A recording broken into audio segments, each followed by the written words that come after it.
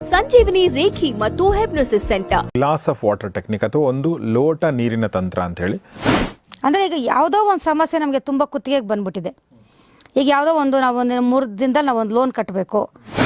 ನನ್ನ ಒಂದು ಸಮಸ್ಯೆ ಈ ನೀರು ಕುಡ್ದಷ್ಟೇ ಈಸಿಯಾಗಿ ನನಗೆ ಸಾಲ್ವ್ ಆಗುತ್ತೆ. ಇಲ್ಲಿ ಎಲ್ಲದಕ್ಕಿಂತ ಮುಖ್ಯ, ಎಲ್ಲದಕ್ಕಿಂತ ಇಂಪಾರ್ಟೆಂಟ್ ಅಂದರೆ ನಮ್ಮ ಆತ್ಮನೇ. ಅದಕ್ಕೆ ನಾವು ಅವಮಾನ ಮಾಡ್ಕೊಂಡಾಗೋ ಹಿಂಗೆ ಮಾಡಿದ್ರೆ ಆಗೋಗುತ್ತಾ? ಫ್ಯಾಮಿಲಿ ಡಾಕ್ಟರ್ ನಿಮಗೆಲ್ಲ ಆತ್ಮೀಯ ಸ್ವಾಗತ. ನಾನು ಗೌರೀಶ್ ಅಕ್ಕಿ. ನಮ್ಮ ಜೊತೆಗಿದ್ದಾರೆ ಡಾಕ್ಟರ್ ಭರಣಿ ರಾಜು. ಇವರು ರೇಖಿ ಗ್ರ್ಯಾಂಡ್ ಮಾಸ್ಟರ್ ಮತ್ತು ಮಾಸ್ಟರ್ ಹಿಪ್ನೋಟೈಸರ್. ಬನ್ನಿ ಇವ್ರನ್ನ ಡಾಕ್ಟರ್ನ ಸ್ವಾಗತಿಸೋಣ. ಮೇಡಮ್ ನಿಮಗೆ ಸ್ವಾಗತ, ನಮಸ್ಕಾರ. ನಮಸ್ಕಾರ ಸರ್. ಮೇಡಮ್ ಎದುರುಗಡೆ ಒಂದು ಲೋಟ ಇದೆ, ಅದರಲ್ಲಿ ಅರ್ಧಕ್ಕಿಂತ ಸ್ವಲ್ಪ ಜಾಸ್ತಿ ನೀರಿದೆ. ಯಾಕೆ ಹಿಂಗೆ ನೀರು ಇಟ್ಕೊಂಡು ಕೂತ್ಕೊಂಡಿದ್ದಾರೆ ಅಂದರೆ ಕುಡಿಯೋಕ್ಕಂತೂ ಅಲ್ಲ. ಇವರು ಹೇಳಿದ್ದು ನನಗೀಗ ಒಂದು ಗ್ಲಾಸ್ ಆಫ್ ವಾಟರ್ ಟೆಕ್ನಿಕ್ ಅಥವಾ ಒಂದು ಲೋಟ ನೀರಿನ ತಂತ್ರ ಅಂಥೇಳಿ. ಸೊ ಹೀಗಾಗಿ ಗ್ಲಾಸ್ ಮತ್ತು ನೀರಂತೂ ಇಟ್ಟಿದ್ದೀವಿ. ಏನು ಮೇಡಮ್ ಇದು ಆ್ಯಕ್ಚುಲಿ? ಸರ್ ನೀವು ಕೆಲವು ಸತಿ ನಾವು ಹೇಳ್ತಾ ಇರ್ತೀವಿ, ಓ ನನಗೆ ಆ ಕೆಲಸನ ನನಗೆ ಆ ನೀರು ಕುಡ್ದಷ್ಟು ಈಸಿಯಾಗಿ ನಂಗೆ ಆ ಕೆಲಸ ಆಯಿತು ಅಂತ. ಇಲ್ಲ ಮನೇಲಿ ಒಂದು ಮದುವೆ ಮಾಡಿದೆ, ಹೂವು ಎತ್ತದಷ್ಟು ಈಸಿಯಾಗಿ ಆಯಿತು, ಅಥವಾ ನೀರು ಕುಡ್ದಂಗೆ ಮಾಡಿದ್ನಪ್ಪ ನಮ್ಮ ಮೇಲೆ ಕೆಲಸ. ಅಂದರೆ ಇದು ಜನರಲ್ ಆಗಿ ನೀರು ಕುಡಿಯೋದಂದರೆ ಒಂದು ಸುಲಭವಾದ ವಿಧಾನ ಅಂತ ಅರ್ಥ. ಹೌದು. ಅಂದರೆ ನೀರು ನಾವು ಎಷ್ಟು ಸಲೀಸಾಗಿ ನೀರು ಕುಡಿತೀವೋ ಅಷ್ಟು ಸಲೀಸಾಗಿ ಕೆಲಸ ಆಯಿತು ಅಂದರೆ ಅದು ಅಷ್ಟು ಈಸಿಯಾಗಿ ಆಗುತ್ತೆ ಅಂತ ಅರ್ಥ. ಇದನ್ನು ನಾವು ಎಂಥ ಸಂದರ್ಭಗಳಲ್ಲಿ ನಾವು ಯೂಸ್ ಮಾಡಬಹುದು ಅಂದರೆ ನಮಗೆ ಕುತ್ತಿಗೆಗೆ ಬಂದಾಗ. ಅಂದರೆ ಈಗ ಯಾವುದೋ ಒಂದು ಸಮಸ್ಯೆ ನಮಗೆ ತುಂಬ ಕುತ್ತಿಗೆಗೆ ಬಂದ್ಬಿಟ್ಟಿದೆ. ಈಗ ಯಾವುದೋ ಒಂದು ನಾವು ಒಂದು 3 ದಿನದಲ್ಲಿ ನಾವು ಒಂದು ಲೋನ್ ಕಟ್ಟಬೇಕು, ತುಂಬ ಕುತ್ತಿಗೆಗೆ ಬಂದ್ಬಿಟ್ಟಿದೆ. ಇಲ್ಲ ಇವಾಗ ಯಾವುದೋ ಒಂದು ವ್ಯಕ್ತಿ ನಮ್ಮನ್ನು ಬೆದರಿಕೆ ಹಾಕ್ತಿದ್ದಾನೆ, ಈಗ ನೀನು ನನಗೆ ಇಷ್ಟು ದುಡ್ಡು ಕೊಡಬೇಕು, ನೀನು ಏನಾದರೂ ನಾಳೆ ಅಷ್ಟೊತ್ತಿಗೆ ಆ ದುಡ್ಡು ಕೊಟ್ಟಿಲ್ಲ ಅಂದರೆ ನಾನು ನಾಳಿದ್ದು ಬಂದು ನಿಮ್ಮ ಮನೆ ಹತ್ರ ಇರ್ತೀನಿ ಅಥವಾ ನಿಮ್ಮ ಆಫೀಸ್ ಹತ್ರ ಇರ್ತೀನಿ. ಈ ಥರ ಬೆದರಿಕೆಗಳಿರುತ್ತೆ. ಬಟ್ ನಾವು ಇದಕ್ಕೆ ಅಂತಲೂ ಹೇಳೋಕ್ಕಾಗೋದಿಲ್ಲ. ಅದೇ ಥರ ಕುತ್ತಿಗೆಗೆ ಬಂದಿರೋಂಥ ಸಮಸ್ಯೆಗಳು ನಮ್ಮ ಜೀವನದಲ್ಲಿ ಬೇಕಾದಷ್ಟು ಅವರವ್ರದೇ ಆದ ಒಂದು ಜೀವನದಲ್ಲಿ ಅವರವ್ರದೇ ಆದಂತಹ ಸಂದರ್ಭಗಳು ಇರುತ್ತೆ. ಅಂದರೆ ಎಮರ್ಜೆನ್ಸಿ ಕಂಡೀಷನ್. ಎಮರ್ಜೆನ್ಸಿ ಇದು ಲಾಂಗ್ ಟೈಮ್ ಅಲ್ಲ, ಇದು ಲಾಂಗ್ ಟೈಮ್ಗಂತಲ್ಲ. ಎಮರ್ಜೆನ್ಸಿಗೆ ಏನು ಪ್ರಾಬ್ಲಮ್ ಆಗುತ್ತೋ, ಎಮರ್ಜೆನ್ಸಿಗೆ ಏನು ನಮಗೆ ತಕ್ಷಣ ಕುತ್ತಿಗೆಗೆ ಬಂದ್ಬಿಡುತ್ತೋ ಅಂಥ ಸಂದರ್ಭದಲ್ಲಿ ಮಾಡುವಂಥದ್ದು. ಬಟ್ ಇದರಲ್ಲಿ ಇದೊಂದು ಟೆಕ್ನಿಕ್ಕೆ ಆಗುತ್ತೆ ಅಂತ ಹೇಳೋಕ್ಕಾಗೋದು. ಇದರೊಳಗೆ ಹಿಪ್ನೋಟೈಸು ಇನ್ಕ್ಲೂಡ್ ಮಾಡ್ಕೊಂಡಿರಬೇಕು, ಮತ್ತು ನಮಗೆ ರೇಖಿಯನ್ನು ಸಹ ಇದರೊಳಗೆ ನಾವು ಇನ್ಕ್ಲೂಡ್ ಮಾಡ್ಕೊಂಡಿರಬೇಕು. ಅದು ಹೇಗೆ ಅಂತ ನಾನು ಎಕ್ಸ್ಪ್ಲೇನ್ ಮಾಡ್ತೀನಿ. ಈಗ ಸಪೋಸ್ ಈಗ ಒಂದು ವ್ಯಕ್ತಿಗೆ ಏನು ಮಾಡ್ತಾರೆ, ಯಾರೊಬ್ಬರು ಫೋನ್ ಮಾಡಿ ಬೆದರಿಸ್ತಾರೆ, ನೀನು ಏನಾದರೂ ನಾಳಿದ್ದಷ್ಟೊತ್ತಿಗೆ ಅಮೌಂಟ್ ಕೊಟ್ಟಿಲ್ಲ ಅಂದರೆ ನಿಮ್ಮ ಮನೆ ಹತ್ರ ಬಂದು, ನಾನು ಇವತ್ತು ಅಮೌಂಟ್ ಕೊಟ್ಟಿಲ್ಲ ಅಂದರೆ ನಾನು ನಾಳಿದ್ದು ಬಂದು ನಿಮ್ಮ ಮನೆ ಮುಂದೆ ಬಂದು ನಿಂತ್ಕೊತೀನಿ ಅಂತ. ಇಲ್ಲಿ ಏನು ಟೆನ್ಷನ್ ಮಾಡ್ಕೊಳ್ಳೋಂಥ ಅವಶ್ಯಕತೆ ಇಲ್ಲ. ಆದರೆ ಆ ವಿಷಯ ಕಿವಿಗೆ ಬಿದ್ದ ತಕ್ಷಣ ಮನುಷ್ಯ ಅಲ್ಲೇ ನರ್ವಸ್ ಆಗಿಬಿಡ್ತಾನೆ, ಟೆನ್ಷನ್ಗೊಳಗಾಗ್ತಾನೆ. ಆ ಟೆನ್ಷನ್ ಯಾವಾಗ ಬೀಳ್ತಾನೆ ಆವಾಗ ನಮ್ಮ ಸಬ್ ಕಾನ್ಷಿಯಸ್ ಏನಾಗುತ್ತೆ, ಫುಲ್ ವೀಕ್ ಆಗಿಬಿಡುತ್ತೆ. ಅದೇ ದಾರಿಗಳೇ ಮುಚ್ಚೋಗುತ್ತೆ. ಈಗ ಅದು ನಾವು ಅದಕ್ಕೆ ಏನು ಮಾಡಬೇಕು, ಎಲ್ಲಿಂದ ತರಬೇಕು ಅನ್ನೋ ಮೈಂಡ್ ಸಹ ನಮ್ಗಲ್ಲಿ ಓಡೋಕ್ಕೆ ಅದು ಬಿಡೋದಿಲ್ಲ. ಫುಲ್ಲು ಮಂಕಾಗಿ ಹೋಗ್ತೀವಿ. ಮನೆಯಲ್ಲೂ ಜಗಳ, ಆಫೀಸಲ್ಲೂ ಪ್ರಾಬ್ಲಮ್, ಈ ಥರ ಕ್ರಿಯೇಟ್ ಆಗುತ್ತೆ. ಅಂಥ ಟೈಮಲ್ಲಿ ಅವ್ರೇನು ಟೆನ್ಷನ್ ಮಾಡ್ಕೊಳ್ಳೋ ಅವಶ್ಯಕತೆ ಇರೋದಿಲ್ಲ. ಅವ್ರ ಆಫೀಸಲ್ಲಾದರೂ ಇರಲಿ, ಮನೆಯಲ್ಲಾದರೂ ಇರಲಿ, ಈ ಥರ ಗಾಜಿನ ಲೋಟವನ್ನು ತಗೋಬೇಕು. ಈ ಥರ ಇದ್ರ ಮೇಲೆ ಏನು ಡಿಸೈನ್ ಈ ಥರ ಇರಬಾರ್ದು. ಈ ಥರ ಗಾಜಿನ ಲೋಟ ತಗೊಂಡು ಅರ್ಧ ನೀರನ್ನು ತಗೋಬೇಕು. ಅರ್ಧ ನೀರನ್ನು ತಗೊಂಡು ಆರಾಮಾಗಿ ಈ ಥರ ಇಟ್ಕೋಬೇಕು. ಈ ಥರ ಇಟ್ಕೊಂಡು ನೀರನ್ನೇ ನೋಡಬೇಕು. ಒಂದು 40 ಸೆಕೆಂಡ್ಗಳ ಕಾಲ ನೀರನ್ನೇ ನೋಡ್ತಾ ಹೇಳಬೇಕು. ಎಲ್ಲ ನೆನಪಿಸ್ಕೋಬೇಕು. ಅವ್ರು ಏನೇನಂದ್ರು ಫೋನಲ್ಲಿ, ಅವ್ರು ಯಾವ್ಯಾವ ರೀತಿ ನಮ್ಮನ್ನು ಬೈದರು, ಏನೇನಂದರು, ಅವ್ರು ಏನು ಹೇಳಿದ್ದಾರೆ, ಈ ಥರ ನಾಳಿದ್ದು ಬರ್ತೀನಿ, ಇವತ್ತು ಕೊಟ್ಟಿಲ್ಲ ಅಂದರೆ ನಾಳಿದ್ದು ಬರ್ತೀನಿ ಮನೆ ಹತ್ರ, ಏನು ಅದನ್ನೆಲ್ಲ ನೆನೆಸ್ಕೋಬೇಕು. ಹಾಗೇ ನೋಡ್ತಾ ಹೇಳಬೇಕು, ನನ್ನ ಒಂದು ಸಮಸ್ಯೆ ಈ ನೀರು ಕುಡ್ದಷ್ಟೇ ಈಸಿಯಾಗಿ ನನಗೆ ಸಾಲ್ವ್ ಆಗುತ್ತೆ ಅಂತ ಹೇಳಬೇಕು. ಏನು ಮೇಡಮ್ ನೀರು ಆ ಥರ ಇಟ್ಕೊಂಡು ನೀರನ್ನ ನೋಡ್ಬಿಟ್ಟು ಈ ಥರ ಸಮಸ್ಯೆ ಹೇಳ್ಕೊಂಬಿಟ್ಟು ಕುಡ್ದಿದ ತಕ್ಷಣ ಅದು ಸಾಲ್ವ್ ಆಗುತ್ತಾ ಅನ್ಕೋಬೇಡಿ. ಆಗ ನಮ್ಮ ಸಬ್ ಕಾನ್ಷಿಯಸ್ ಮೈಂಡ್ ಏನು ಮಾಡುತ್ತೆ, ಆ ಶಕ್ತಿಯನ್ನು ನಮ್ಮ ಕಣ್ಣುಗಳಿಗೆ ಕೊಡುತ್ತೆ. ನಮ್ಮ ಕಣ್ಣಿಗೆ, ಏಕೆಂದರೆ ಪ್ರತಿಯೊಂದಕ್ಕೂ ಒಂದು ಪವರ್ ಇದೆ. ಈಗ ನೋಡಿ, ಅವನ ಮುಂದೆ ತಿನ್ಬೇಡ, ದೃಷ್ಟಿ ಆಗುತ್ತೆ. ಅವನಿಗೇನು ದಿನಕ್ಕೆ ತೋರಿಸೆ ದುಡ್ಡು ಅವ್ನ ಕಣ್ಣು ಬಿತ್ತಂದರೆ ಅಷ್ಟೇ. ಅಂದರೆ ಅದು ನೆಗೆಟಿವ್ ಆಗಿರಲಿ ಪಾಸಿಟಿವ್ ಆಗಿ ನಮ್ಮ ಕಣ್ಣಿಗೆ ಅಂತ ಒಂದು ಬೆಲೆ ಇದೆ. ನಮ್ಮ ಕಣ್ಣಿಗೆ ಅಂತ ಒಂದು ವಿಶೇಷವಾದ ಸ್ಥಾನ ಇದೆ. ಕೆಲವ್ರು ಹೇಳ್ತಾರೆ, ಅವ್ನು ಇವಾಗ ಏನಾದರೂ ಒಂದು ನಡೀತು, ಫಸ್ಟ್ ಅವ್ನಿಗೆ ತೋರಿಸು, ನೀನು ತೋರಿಸ್ದ ಅವನಿಗೆ ಫಸ್ಟ್ ಅವ್ನಿಗೆ ತೋರಿಸು, ತೋರಿಸು, ಅವನ ಹತ್ರ ಇದು ಮಾಡ್ಕೊ, ಎಷ್ಟೋ ಒಂದು ಒಳ್ಳೆ ಮನಸ್ಸು ಅವ್ನಿಗೆ ತೋರಿಸು. ಅಂದರೆ ಅರ್ಥ ಏನು, ಕಣ್ಣುಗಳಿಗೆ ಏನೋ ಒಂದು ಸ್ಥಾನವನ್ನ ನಾವು ಹಿರಿಕರು ಕೊಟ್ಟಿದ್ದಾರೆ. ಅವ್ನಿಗೆ ತೋರಿಸ್ಬೇಡ ಅಂತಾರೆ, ತೋರಿಸ್ಬೇಡ ಅಂದ್ರೆ ಕಣ್ಣುಗಳಿಗೆ ಅಪ್ಪವರ್ ಇದೆ ಅಂತ ಅರ್ಥ. ಒಳ್ಳೇದಿರ್ಬೋದು ಕೆಟ್ಟದಿರ್ಬೋದು. ಆ ಥರ ನಾವು ಇದು ಮಾಡಿದಾಗ ಏನಾಗುತ್ತೆ ಅಂದರೆ ಅಲ್ಲಿ ನಾವು ಎಷ್ಟು ಟೈಮ್ ಸ್ಪೆಂಡ್ ಮಾಡಿದ್ವಿ, ನಾವು 40 ಸೆಕೆಂಡ್ಗಳ ಕಾಲ ಟೈಮನ್ನು ಸ್ಪೆಂಡ್ ಮಾಡಿದ್ವಿ. ಆ 40 ಸೆಕೆಂಡ್ಗಳ ಕಾಲದಲ್ಲಿ 10 ಸೆಕೆಂಡ್ಗೆ ನಮ್ಮ ಸಬ್ಕಾನ್ಷಿಯಸ್ ಮೈಂಡ್ ಏನು ಮಾಡಿರುತ್ತೆ, ಆ್ಯಕ್ಟಿವ್ ಆಗಿರುತ್ತೆ. ಆ ಸಬ್ಕಾನ್ಷಿಯಸ್ ಮೈಂಡ್ ಆ್ಯಕ್ಟಿವ್ ಆದಾಗ ನಾವು ಹೇಳ್ಕೊಂಡಾಗ ಅದೇನು ಮಾಡುತ್ತೆ, ಆ ಒಂದು ಶಕ್ತಿಯನ್ನು ಕಣ್ಣುಗಳ ಮುಖಾಂತರ ಆ ನೀರಿಗೆ ಅದು ವರ್ಗಾವಣೆಯನ್ನು ಮಾಡುತ್ತೆ. ಆವಾಗ ಅದು ನಮ್ಮ ಲಾಸ್ಟಲ್ಲಿ ನಾವೇ ಹೇಳ್ಬಿಟ್ವಿ, ಸಾಲ್ವ್ ಆಗೋಯ್ತಿದು, ಈ ನೀರು ಕುಡ್ದಷ್ಟೇ ಸಾಲ್ವ್ ಆಗೋಯ್ತು ಅಂತ ಕುಡಿದಾಗ ನಮ್ಮ ಮೈಂಡ್ ಏನಂತ ಅಬ್ಸರ್ವ್ ಮಾಡ್ತು, ಓ ಇವನಿಗೆ ಈ ಪ್ರಾಬ್ಲಮ್ ಸಾಲ್ವ್ ಮಾಡಬೇಕು ಅಂತ ನಮ್ಮ ಮೈಂಡ್ ಅದು ಅಬ್ಸರ್ವ್ ಮಾಡ್ತು. ಆ ನೀರನ್ನು ಕುಡ್ದಾಗ ಏನಾಯಿತು, ಆ ಎನರ್ಜಿ ನಮ್ಮ ದೇಹದ ಒಳಗಡೆಗೆ ಹೋಯ್ತು. ಇಷ್ಟು ಆ ನೀರು ಕುಡಿಯೋದ್ರಿಂದ ಬರೀ ನೋಡ್ಬಿಟ್ಟು ನೀರು ಕುಡಿಯೋದಂತಲ್ಲ. ಅದಕ್ಕೂ ಬೇಕಾದ್ರೆ ಕಾಮೆಂಟ್ಸ್ ಮಾಡ್ತಾರೆ, ಏನು ಮೇಡಮ್ ನೀರು ಇಟ್ಕೊಂಡು ಕುಡಿದ್ಬಿಟ್ರೆ ಹಾಗಿದ್ರೆ ನಮ್ಮದು ಸಾಲ್ವ್ ಆಗಿಬಿಡುತ್ತಾ ಅಂತ. ಆ ಥರ ಅದಕ್ಕೂ ಒಂದು ನಂಬಿಕೆ, ಒಂದು ಜವಾಬ್ದಾರಿ, ಹಾಗೆ ಆಗುತ್ತೆ ಅನ್ನೋ ಒಂದು ಕಾನ್ಫಿಡೆನ್ಸ್ ಎಲ್ಲ ಇದ್ದರೆ ಆಗುತ್ತೆ. ರೇಖಿ ಆಗಿರ್ಬೋದು, ಹಿಪ್ನೋಟೈಸ್ ಆಗಿರ್ಬೋದು. ನಮ್ಮ ನಂಬಿಕೆಯಿಂದ ಯಾರು ಗೇಲಿ ಮಾಡ್ತಾರೋ, ಯಾರು ಆ ವಿದ್ಯೆಯನ್ನು ಮತ್ತು ಹಿಪ್ನೋಟೈಸನ್ನು ವಿದ್ಯೆಯನ್ನು ಅದ್ರ ಕಡೆ ಗೌರವನ ಕೊಟ್ಟಾಗ ಆ ವಿದ್ಯೆ ನಿಮಗೆ ಸಪೋರ್ಟ್ ಅಂದರೆ ಆ ವಿದ್ಯೆಯಿಂದ ಒಳ್ಳೇದಾಗೋದು ನಿಮ್ಗೆ ಆಗೋದಿಲ್ಲ. ಹಿಪ್ನೋಟೈಸನ್ನು ನಾವು ಅದನ್ನು ಇದು ಮಾಡಿಕೊಂಡಾಗ ನಮ್ಮ ಆತ್ಮಶಕ್ತಿಗೆ ನಾವೇ ಮಾಡುವಂತಹ ಒಂದು ಅವಮಾನ. ಯಾಕೆಂದರೆ ನಮಗೆ ಸೆಲ್ಫ್ ರೆಸ್ಪೆಕ್ಟ್ ಅನ್ನೋದು ಇರುತ್ತೆ.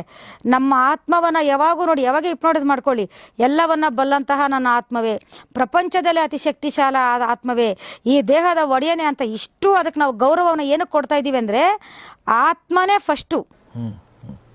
ಇಲ್ಲೆಲ್ಲದಕ್ಕಿಂತ ಮುಖ್ಯ, ಎಲ್ಲದಕ್ಕಿಂತ ಇಂಪಾರ್ಟೆಂಟ್ ಅಂದರೆ ನಮ್ಮ ಆತ್ಮನೇ. ಅದಕ್ಕೆ ನಾವು ಅವಮಾನ ಮಾಡ್ಕೊಂಡಾಗ ಹಿಂಗೆ ಮಾಡಿದ್ರೆ ಆಗೋಗುತ್ತಾ ಅಂದರೆ ನಿಜವಾಗ್ಲೂ ಆಗಲ್ಲ, ಅದು ನಿಜ ಆಗಲ್ಲ.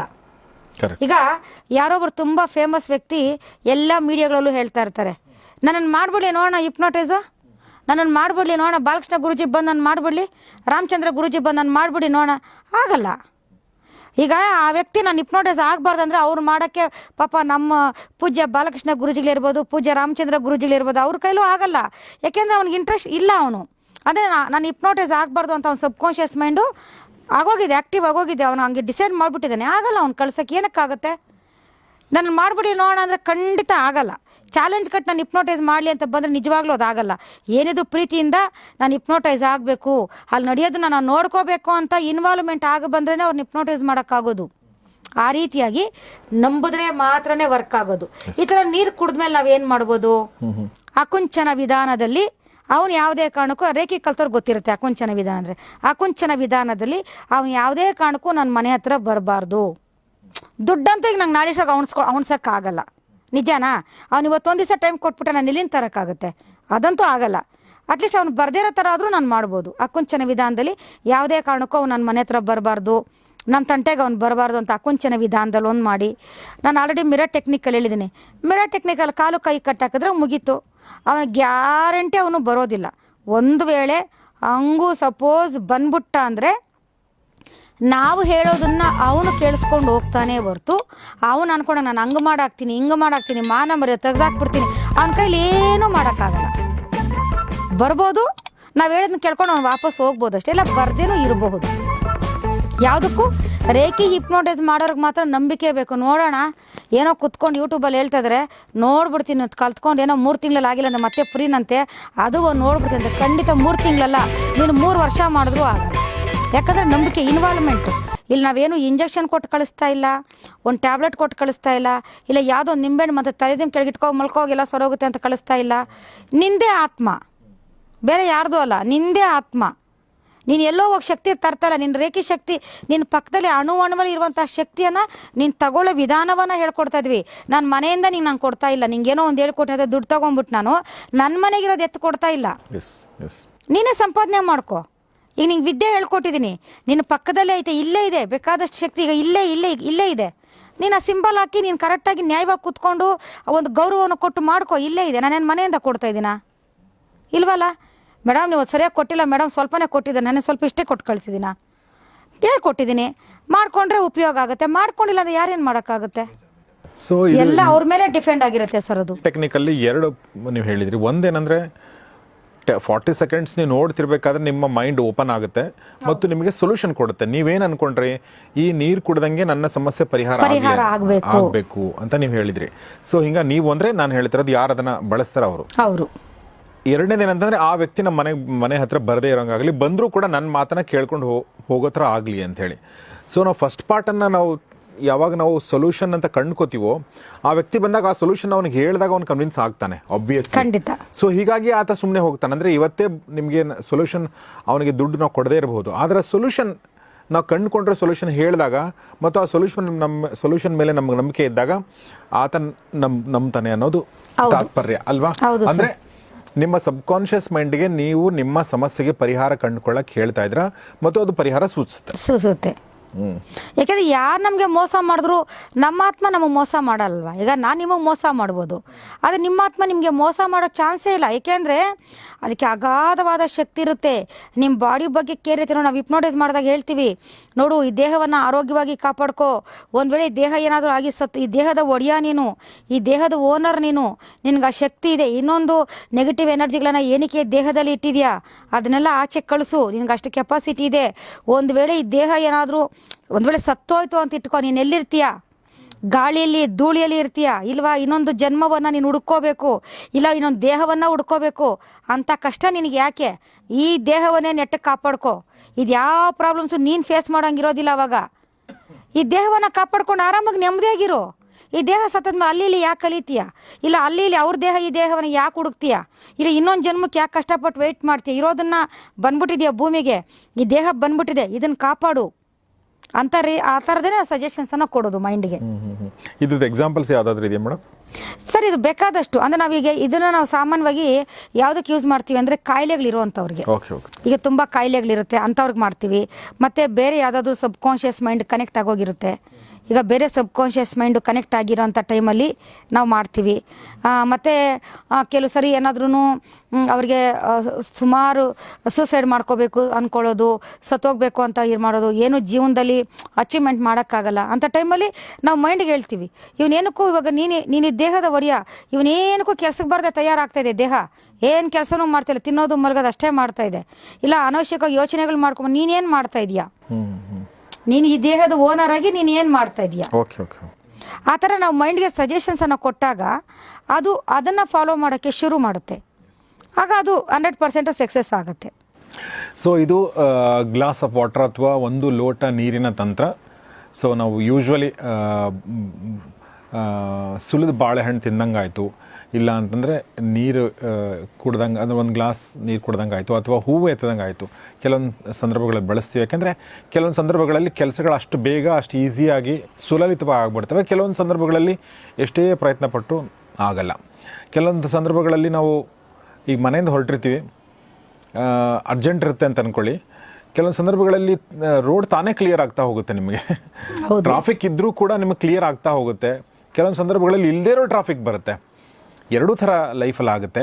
ಸೊ ಎರಡೂ ನೋಡಿರ್ತೀವಿ ನಾವು. ಆದರೆ ಈ ಥರ ಸಂದರ್ಭ ಬಂದಾಗ, ಕಷ್ಟ ಸಂದರ್ಭ ಬಂದಾಗ ನಿಮ್ಮ ಸಬ್ಕಾನ್ಷಿಯಸ್ ಮೈಂಡಿಗೆ ನೀವು ಕೊಡೋ ಸಜೆಷನ್ ಇದೆಯಲ್ಲ, ಅದು ಭಾಳ ಇಂಪಾರ್ಟೆಂಟ್. ಅದನ್ನೇ ಇವರು ಮೇಡಮ್ ಹೇಳಿದ್ದು. ಸೊ ಅದನ್ನು ನೀವು ಬಳಸ್ಕೊಳ್ಳಿ ಅಂತ ಹೇಳ್ತಾ ಇವತ್ತಿನ ಎಪಿಸೋಡ್ ಮುಗಿಸ್ತಾನೆ.